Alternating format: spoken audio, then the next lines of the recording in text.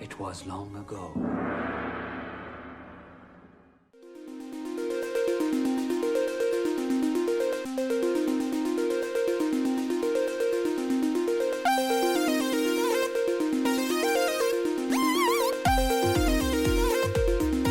And welcome back, everyone, to another episode of the Jean Pod Van Dam Cast. Hell yeah. We are back in studio to review The Quest. Oh, man. This movie, I have actually not... This was my first time viewing it for the review, so this is going to be looking at it with new eyes. This is crazy. This might be the first time ever, right? Like, I don't think there's a previous Van Damme movie that we've done where one of us hadn't seen it. Yeah, I'm pretty sure. Because originally you thought, what was the one, the sleeper one that was actually really good? Nowhere to Run. Yeah.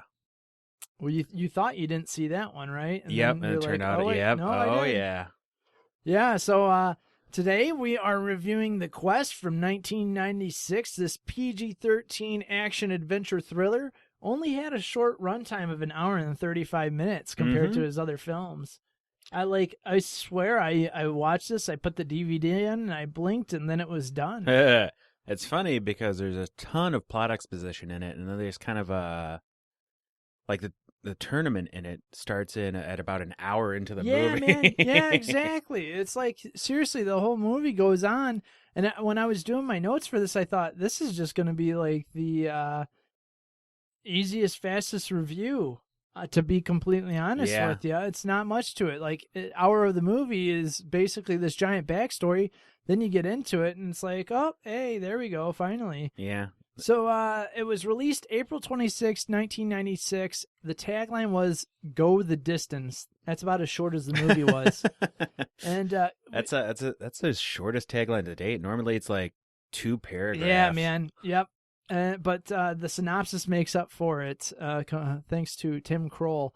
Chris embarks on an odyssey of self-discovery that spans the globe. Kidnapped and enslaved by gun smugglers, sold by pirates, and thrust into the murky underworld of gambling and kickboxing, Chris's journey takes him to forbidding Muay Thai Island, where deadly martial arts are taught, the colonial splendor of British East Asia, the dank back alleys of Bangkok, desolate deserts once trod by the warriors of Genghis Khan, and finally, the ancient lost city.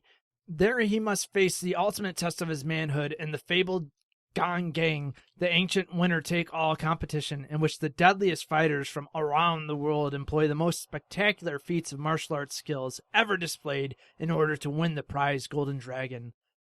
But fighting prowess alone will not be enough for Chris to triumph over such daunting foes. He must reach deep inside and access all of the determination, strength of character, and sense of selfless honor within order to triumph over this final obstacle on his long trek home. That was longer than the movie. Yeah, that was a long trek of a synopsis. That probably actually is a better review than what we would do. All right, guys. Good night. Yep, that was that wasn't a synopsis. That was a full on review. that was nice. So basically, Van Damme. This one really surprised me. I see director pop up, and it's Jean-Claude Van Damme. And the writers are Frank Dukes, the infamous Frank Dukes, and Van Damme and others. The greatest martial arts champion of the universe, Frank Dukes. Yep, exactly. Beat like Goku and a bunch of aliens. It's absolutely crazy. I was there. You could learn about Dukes what was it? Dukes Ninjutsu? Yeah, Dukes Kundo, something like that. Yeah, it was kind of crazy. Dukes in his mind still going around. And I think after this movie is when he and Van Damme finally had that falling out. Sadness. Yeah, what are you going to do, right? What are you going to Dukes? Hey-oh! Well, you're going to make up a bunch of stuff, and then people are going to do an expose spot on you and find out that you're a liar. Oh, yeah. So, Van Damme has directed 3 movies. The Quest, Soldiers in 2010, and Full Love in 2014. Wow, a bit of a gap between his debut, his directorial debut. Yeah, seriously. I mean, he's been in all other aspects of, he's edited. He's probably had his finger in producing films, too. Oh, yeah, more than likely. Like, I'm looking at his his all of his filmography. He's produced 12 films. I can believe it. So He's definitely he knows what he wants his role to be in a film, and he makes sure that it's portrayed the way that he wants it to. Yep. Yeah. Man, he's even on a soundtrack. He's credited on a soundtrack. What? For Voices That Care. He was a performer on Voices That Care, the 1991 TV movie. I don't know anything about Unfamiliar with it. We'll have to review it. Yeah, that's kind of crazy. Is that what we do when we run out of all the movies that he's been in? I think so. I just go down the list of stuff. Miscellaneous crew. Man, yeah, wow. All right, so let's get into the quest, man. We have, obviously, Van Damme. He's playing Christopher Dubois, who is basically like a French immigrant into the great U.S., I guess. Yeah, they never. I don't think they specified his country of origin. His country. No, they just kind of made it sound like he was French.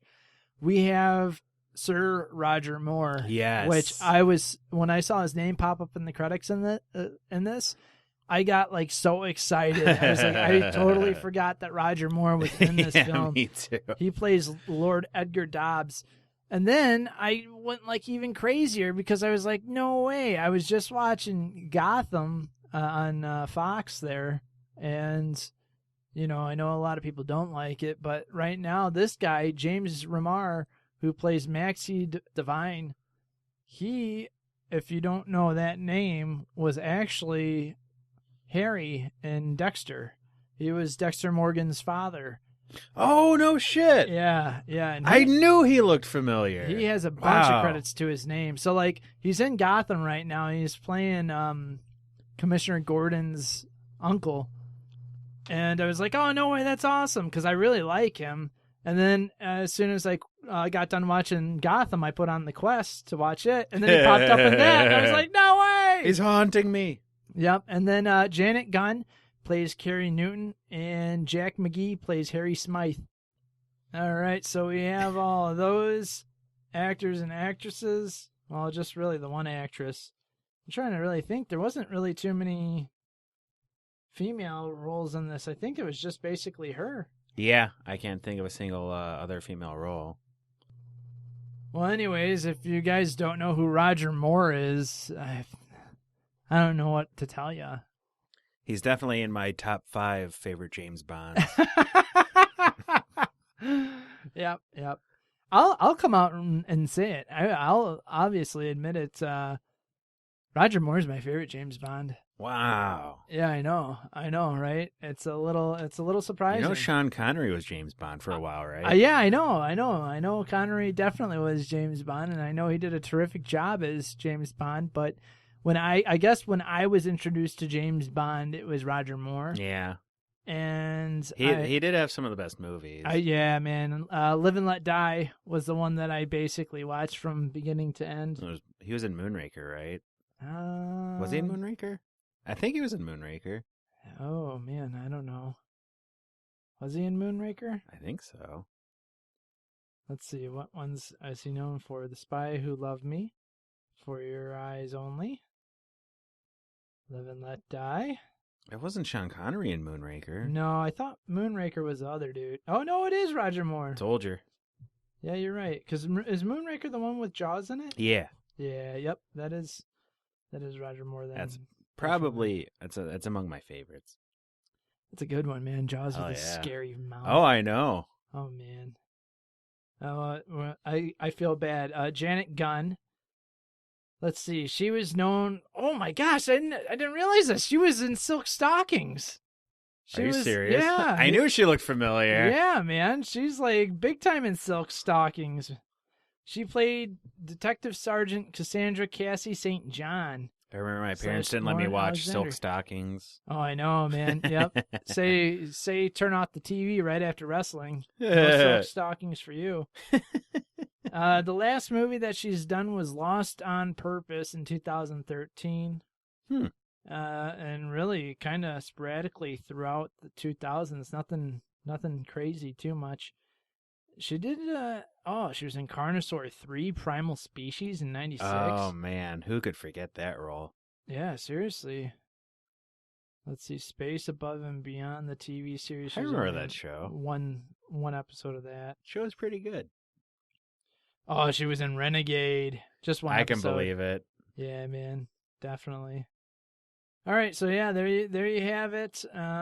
Let's see. I guess I'm trying to. Really, there was Van Damme, Roger Moore.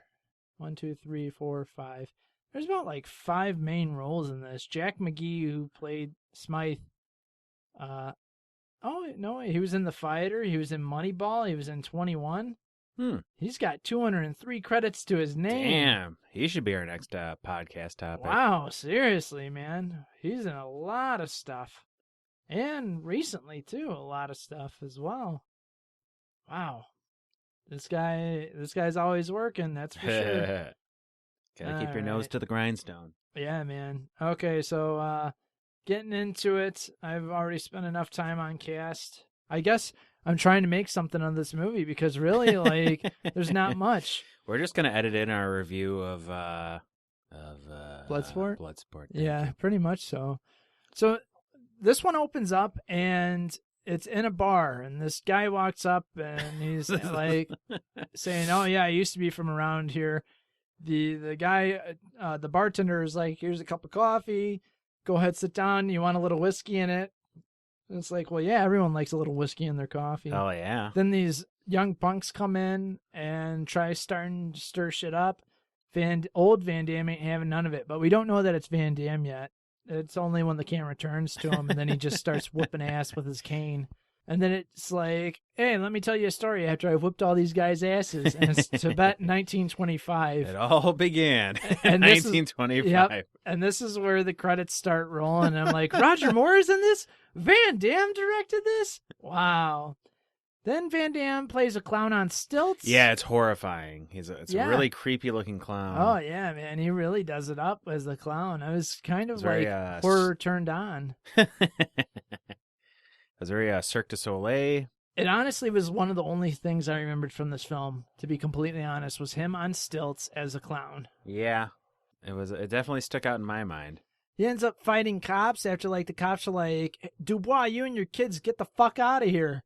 And I thought one of the funniest parts was when he kicked a cop with the stilt. Yeah. Then he does some crazy trapeze artist jump flip off of it. And come to find out, like, this is basically a little, what is it, Oliver and Company or Oliver's Twist? Yeah, Oliver Twist type of deal. Yeah, he's like the loving proprietor. He's like the hen mother to a bunch of street urchins. Yep, yeah, exactly. This is like who could I do a good comparison to? This is almost kind of like, let's see, I don't know, take any modern day writer and try to make him like Charles Dickens. And like, take this Charles Dickens novel and I want you to make it for, 1996. And involve a fighting tournament. Which is true. So basically, they're stealing this money from these gangsters after the gangsters are just kind of like, "Dubois, work for me. Come on, stop being a little piece of shit and actually get a real job." But then the gangsters find out where all the kids are hiding at, bust in through with their car, take their Tommy guns out and shoot up the whole place. One kid gets shot. Van Damme has to move out of there after Red is like, go, Dubois, go, get out of here.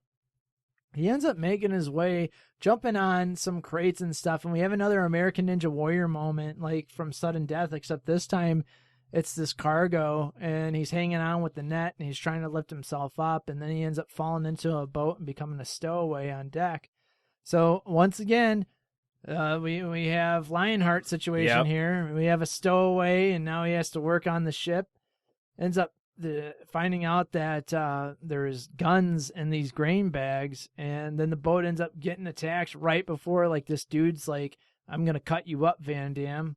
Yeah, it seems strange to me that they would like, "Oh, at the end of our journey, I'm just gonna murder you now." Yeah, I know, they would exactly. Just keep him as a it was indentured servant or whatever. Right, I know, exactly. I mean, he worked his way off, like... Or just, let him go. What are they going to do? I mean, he fell in there. He was out in the open. It's not like he was legitimately trying to be a stowaway.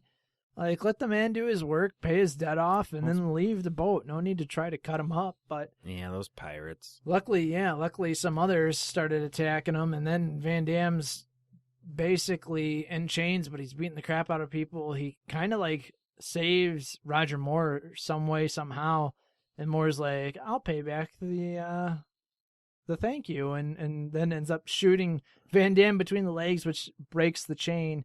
And Roger Moore's all dressed up, looking so dreamy as Admiral Dobbs is what he said. And my next thing that I noticed was like them talking about. They kept calling it Mutai Island. Yes. I was like, man, I want to go to Mutai Island. And then it says Bangkok 6 months later, and so basically they drop off Van Damme on this island full of fighters who kind of just beat the shit out of him at first. Yeah. Then he becomes a part of the camp, and then Van Damme is basically badass in this. And Roger Moore and his buddy were like, oh yeah, 2 weeks from now an American ship will come pick you up. 6 months later, nope. Yep, once again he's sold into indentured servitude. Yep, exactly. And that's when we see that Admiral Dobbs isn't as much of an admiral as we think he would be. Nope. He's a little unscrupulous. So much so that he's at some like breakfast place that he's kind of known for, and he sees this Miss Carrie Newton from the Globe, and he's like he tells the waiter to go buy her a drink, some champagne, and talk about his castle in Scotland and all this other stuff. And she ends up talking with them, and they find out, like what's going on, and she wants to see like the seedy underbelly of the area, and they go to another Muay Thai tournament. And this is where I kind of noticed, Van Damme's in this tournament. I'm like, holy shit, he looks younger here in this film than he does in Kickboxer. Yeah. I don't know if it was a haircut or what it was, but man, he looked young in this film. He did look really young, actually. And how much? That was a big ass difference too. At least 7 years. Pretty much almost 10 years there. Yeah. So this is when I really find out that Dobbs is a crooked motherfucker. He's like trying to con people and steal the Golden Dragon after they find out about this underground tournament.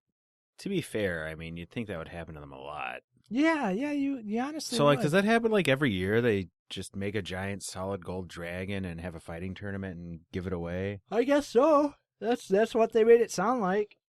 So, yeah, basically, like, throughout the movie, they're giving these scrolls to fighters all around the world. And it's almost like the opening credits of Bloodsport. You see all the different fighters and whatnot. In fact, most of the movie is entirely like Bloodsport from start to finish. Like, right. Character swaps, the only difference is like the year it took place in. I was just going to say, this is basically a prequel. Yeah. Is all this is. It's really like, hey, this is what Bloodsport was before it like went okay USA on us. And we find out, Maxie Devine is here, and he's a world champion boxer, and Marcus of Queensberry style. Yeah, man. Yeah, he totally is. And he's going to the tournament, and they're supposed to basically take him there, and then they basically try to cheat him out. Something ends up happening where he's basically like, oh, hey, I'm going to fight Van Damme. But before that Mongolian walks into this like little random Mos Eisley cantina where it's like all the fighters are there. The Mongolian walks in, walks up to their table, destroys the table, and then leaves. Yeah. And he punches the boxer in the face, and then the boxer gets angry and he's like wants to fight Van Damme. Van Damme beats him up, and he's like, I don't want to fight you. So we go over, and I guess they think the boxer's just deserting him, and Van Damme's going to pretend that he's the boxer. They get to the Gengang, and we basically have each person represented from some territory. Yeah.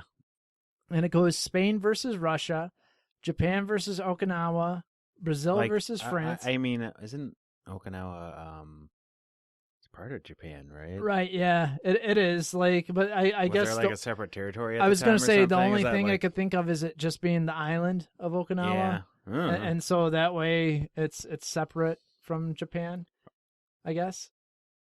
Brazil versus France. Yeah, they had that dancing Brazilian martial Yeah, art. you had the capoeira guy. Was that around in the 1920s? Yeah, I want to say so, actually. I believe it was. That was basically at a time when Brazil kind of outlawed any sort of fighting. Mm-hmm.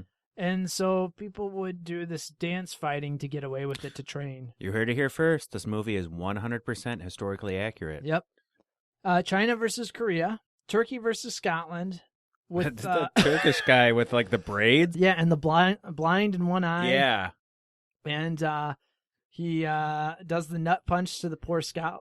Scrunch. Yeah, man, which knocked him out. The poor Scotsman. Another Scotsman in a Jean-Claude Van Damme movie. Yep, exactly. Stealing from Lionheart. And it's just, I think that might have been the only nut punch in the film. Yeah, to my knowledge. We had Siam versus Africa, Germany versus United States, and Mongolia versus Greece. And a lot of cool fighting. It was kind of some good choreography. Yeah, it was cut down a bit. It was really rushed compared to Bloodsport. Yeah. Some of it was ridiculous, like the Spanish fighter. Oh my god, yeah, he had like a weird tango martial art. Yep. I was just like, that is not real. And I thought like the guy from France would be practicing savate, but like that wasn't it at all. He's basically just another kickboxer. Yeah, well, savate wasn't really it wasn't really a famous martial art at the time, so Yeah, I guess not. But they really wanted to showcase the Brazilian with his capoeira moves. Yeah. And we move on to the next round. Like this, there's no pausing at all. So the next round is Japan versus Turkey. And as a sumo wrestler who was he actually looked like a legitimate sumo wrestler. Yeah, he did. He totally did. Unlike Bloodsport, who was like... Yeah, just this huge Asian dude. Yeah. Yeah. No, this guy was like legitimately a Japanese sumo wrestler. And he kicked ass against the Turkish dude. Like, he whooped his ass. Yeah, didn't he just run into him? Yep. And then you had the Brazilian versus China. Brazil versus China, which China had the different types of kung fu. And so, like, I think in the first one, he was snake, and then they're like monkey, and then tiger. It was kind of cool, kind of crazy. Then you had Mongolia versus Siam. In this situation, we get a no from Van Damme. Yep. He breaks the back of Fang from Siam, and Siam, what I neglected to mention, basically is one of the guys. Fang was one of the guys from Mutoi Island, and it was kind of like his buddy in a sense. Sort of. They didn't even really like. Yeah, they didn't establish any sort of. It's just they didn't even show them talking to each other. Yeah, the only thing I can think of is really like, oh hey, I'm just a part of your camp, and no one fucks with my camp. Yeah, I don't know. I guess Van Damme's just really sentimental. Yeah, so Van Damme basically takes the headdress of Fang from Siam and pretty much vows revenge for him, kind of like Jackson in Bloodsport. And we move on. We get a titular line, kind of. Yeah. It's not the quest, but he's saying like my quest. Yeah. And they mentioned your quest. Your quest. Yeah, there's a handful of titular lines quest. in here. And then we get U.S. versus Spain, where basically Roger Moore asks Van Damme to throw the fight so that Van Damme is healthy enough to help steal the Golden Dragon statue with them. Yeah, it was kind of odd. Like, I don't know. Like, how did you think you were going to get away with that? Yeah, well, honestly. They're like, what was he going to have him carry it? Yeah, no, exactly. So, but Van Damme kicks the Spanish guy's ass. He doesn't throw the fight. Then we have Mongolia versus Japan, and guess who wins that one? Yeah. Then we have U.S. against China, and we get another quest this time again. But during this match, like basically at the end when Van Damme's about to beat the Kung Fu fighter, Roger Moore and his partner, McGee, are just going out there and... They stole a Zeppelin. Yeah, they stole a Zeppelin to steal the Golden Dragon. Yeah, they stole the German guy's Zeppelin. Roger Dobbs is telling Smythe, like, oh, hey... meet me at the front gates, because he tries to get on the ladder into the Zeppelin, but he can't. He raises up too fast. And then all the guards catch him and shoot arrows into the Zeppelin. So the Zeppelin ends up just falling down there. It's a shitty Zeppelin. It was a really small Zeppelin. It was, yeah. I was really surprised he got it over there. Yeah. So really, they get busted for stealing the dragon. They're about to be put to death, but Van Damme makes a deal. I think he threw in another no there, too. That was other big Yeah, no. that's right. Yeah, you're right. Yeah, no. He says if he wins, he buys their freedom, and they get to keep, like, the tournament gets to keep, the Lost City gets to keep the dragon, the golden dragon. And they're like, okay, I guess that's fine. Which kind of makes no sense. It's almost like you're throwing that back in their face, like, hey, we made this awesome, extraordinary trophy for you, and this is how you want to keep it. It is bullshit. Yeah. So in our finals, we get Mongolia versus the U.S., and Van Damme gets his ass kicked. This is by far the most back and forth final, like, oh my boss gosh, fight man, like, I've seen so far. It was crazy. Like, I was just thinking, okay, they stopped the tournament at other times, like, for less. Yeah. Van Damme's getting his ass whooped. They decided to move outside the ring. Yeah, I didn't know you could do that. Pinfalls count anywhere. Yeah, exactly. And the bad guy in this, what was his name? The Mongolian. The Mongolian. Did we mention that he was Attila from? Attila from Lionheart. He was Attila from Lionheart. He looks way bigger in this movie. Yeah, he does, like, man. Not only he looks way thicker, but he also looks way more muscular. Yeah, dude. Yeah, he actually looks like a Mongolian. Yeah, he looks really. Like, that's pretty sweet. He looked good, and he kicked a lot of ass. And finally, Dubois ends up kicking his ass, and after a lot winning. of inspiration, some pep talking. Yeah, exactly. You just get Maxie in there, tell him, "Hey, bud, you can do it." And he's good at coaching people. Just look at Dexter. Yep. Oh, exactly. That's totally right. So he whips the Mongolian's ass, but, like, he doesn't give the Mongolian enough time to try to get back up, even though the Mongolian gave him plenty of time to get back up. Not a sportsman. And everyone's like, oh, yeah, you won. I'm like, he just knocked the dude down. Yeah. Let the dude try to get up. But then, the Mongolian does tries to sit up and then falls over. And I do feel that they were lax in their rules, because there were plenty of times where other guys were just, winner, when a guy... Right, exactly. Like, that's 5 seconds after he hits the ground. Yeah, that's what blew my mind, because that's exactly it. They're like, oh, yep, you're a winner. Oh, he got knocked out of that? That's fine. He's done. But Van Damme gets knocked out. It's okay. And so that was way too weird for me. So basically, Van Damme wins. He does kind of like this narration. We were back in the bar. Find out that basically everyone's happily ever after. Maxie became a big celebrity. He was a Dobbs, fighting trainer. Yeah, Dobbs and Smythe are opened up a trading post in the Amazon. They later got married. Exactly. And no one looked and frowned down upon it. And Carrie Newton wrote The Quest. So, which later got turned into a movie. Yeah. So she closes the book and the quest is on front. And I was like, is this a titular line? Even though they didn't say it? Like, it pops up. There were right lines, there. So. Yeah. So that was lines the end don't of have it. to be spoken. Yep. That was exactly it. That was the end of it. That's the quest. Like, I mean, it really, there wasn't much to it. It was pretty straightforward. Van Damme escapes America, ends up somehow like in Mutai Island, then ends up in the Lost City, and then he wins, and it's done. He got a sweet medal. That thing looks like it was made of gold, too. That's probably worth a lot of money. Yeah, and then the thing is, too, like, he's like, I did not get the trophy, so I cannot show you or approve it. I'm like, you had the fucking medal, man. Why don't you just pull out the medal? He probably pawned that immediately. Yeah, that's probably right. For a Bangkok hooker. What were your thoughts on Van Damme, old Van Damme? Yeah, the makeup wasn't bad. Yeah, it wasn't bad for 1996. I mean, it was like watching Eddie Murphy in old white man makeup or something. Yeah, it totally was. Man. Like I was looking, I was like, is that Van Damme when I first saw it? Yeah, that's exactly what I said too. Yep. I mean, it definitely doesn't look like what I think Van Damme will look like when he reaches 70 plus, but oh yeah. Yeah. It was good old man makeup. It was definitely good old man makeup. Oh yeah, definitely. All right, so how many splits would you give this? Considering there were no splits in the movie. Yeah, no splits at all. Surprising. Yeah. There was a spinning back kick though. Yeah, he did do a spinning back kick, you're right. I'd give it 6.5. I think the clown on stilts, the horrifying clown makeup detracted a little bit for me. Oh man. I give it 6.5 just because of the clown makeup. That added a point. For me. The lip liner. Yep. The way his nose, the blend in his nose, and he had rouge on his cheeks yeah, too. man, it was, to me, it was a good makeup job for like a poor homeless dude. So yeah, I definitely would agree with you. 6.5, man.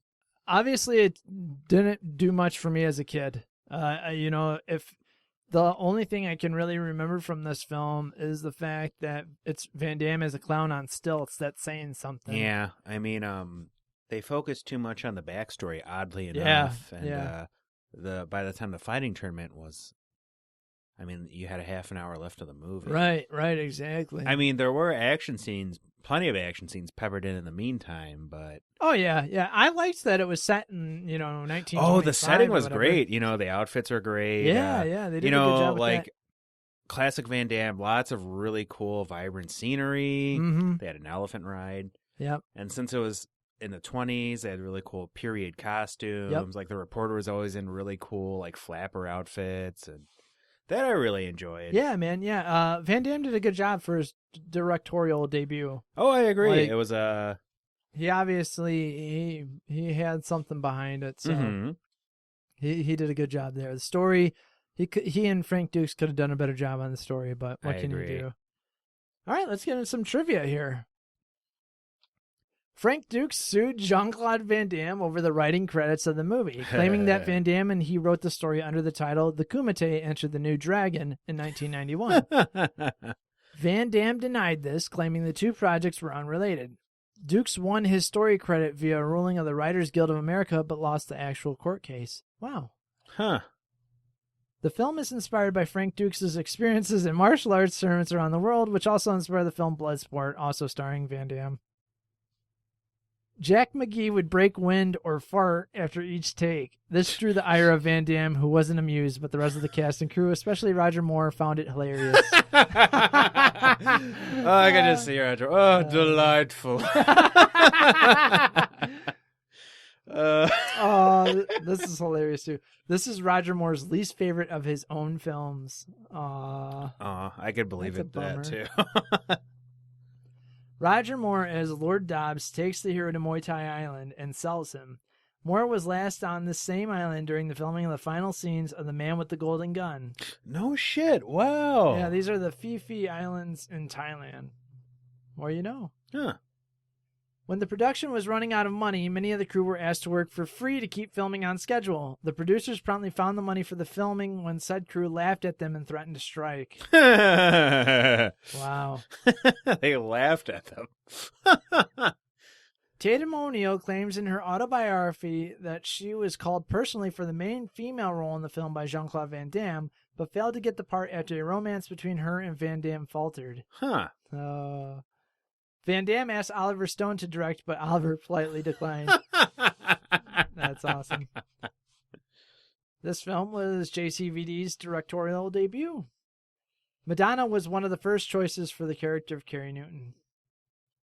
Producer Moshe Diamant was hoping to get Sir Roger Moore back to work on another of his productions, but Moore declined after having a difficult time working on this film. Van Damme's final fight against Khan, well, I guess that's the name of the Mongolian, is the second time he's fought the same actor in the final fight in two unrelated movies. The first was the movie Lionheart. The other actor he fought twice in a final fight was Bolo Young. Oh, wow.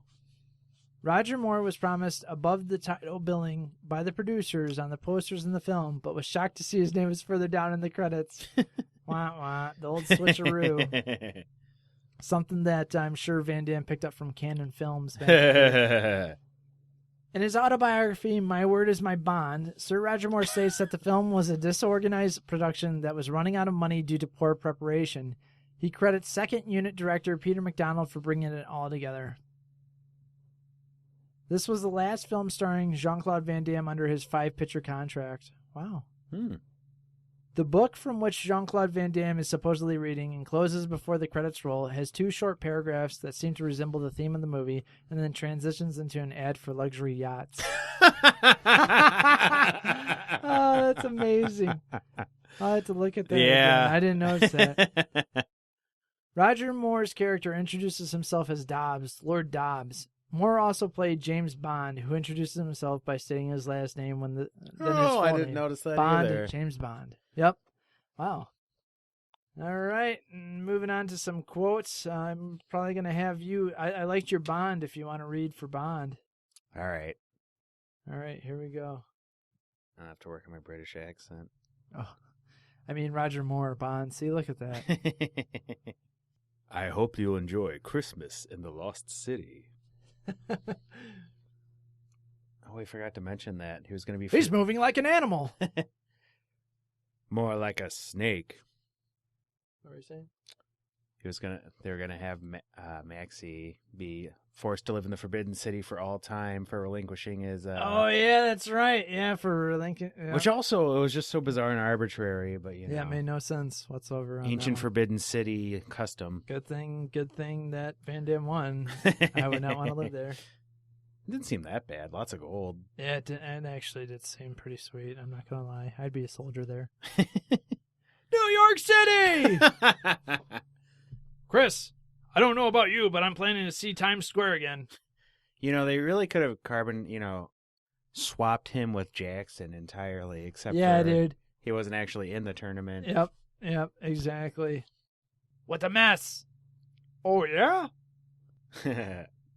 I'm sorry, kid. We tried to run out. I guess there's a difference between us. I've never ever said I was sorry before. And I've never had a quest, and it wasn't for me, not the one. I wasn't always a pirate, you know, believe it or not. But for 20 years, I was a Jack Captain of Royal Navy. I raised the Union Jack in countries you haven't even heard of. Fought in a great war, and for what? For the glory of God? For the British Empire? For His Majesty the King? And when it was all over, what have I got left with? Well, how? You win something, you lose something. Now you just watch your tail, son. Hey, clown boy, get off my street. Wait a minute. Hey, Dubois, what, are you sick in the head or something? Please, grow up. Go get yourself some new nice clothes and come work for me. I don't work for nobody. It's too bad, Dubois. It's too bad. You're a wasted talent. But nuts case, you know that. Suit yourself. You know, it's weird because he ended up working for a lot of people after that. Yeah, man. He spent the whole rest of the movie either in indentured servitude or... Right, yeah, exactly. He never worked for himself. It's over! Hit the gong! Khan breaks Fang's neck. No! Nobody steals from me. Nobody. Shut up an orphanage. Hey, Dobbs, what do you drink with tonic? Don't tell me. Gin! I said don't tell me. Trust me.